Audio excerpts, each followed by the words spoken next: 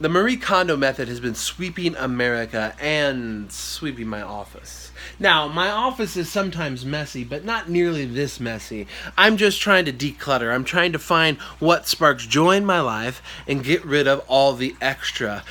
And the same thing I feel like could apply to our own spiritual lives. As followers of Christ, we are called to live for Jesus, and that means to deny ourselves, to allow God to live in our own lives, and sometimes that requires us to get rid of those worldly natures, those sinful natures, and instead put on Christ. And so we need to look at our lives and say, what sparks joy spiritually in our lives, but not what sparks joy to us, but what sparks joy to God. Because as Nehemiah said in chapter 8 verse 10, the joy of the Lord is our strength. So where are we finding joy? Are we finding it in ourselves, or are we finding it in God? I pray it's God.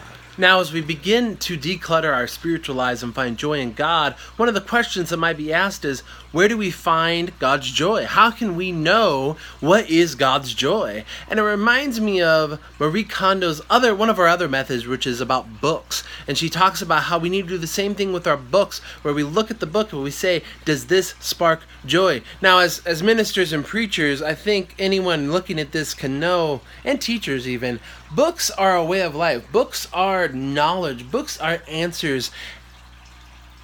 But there's really just one book that we really need. There's really only one book that can help us find that joy. There's really only one book that shows God's joy. Wait, no, not this. The Bible. Now, the Bible is God's joy. The Bible is God's love. It is the story of His love for us. So, why don't you share Jesus and show His love?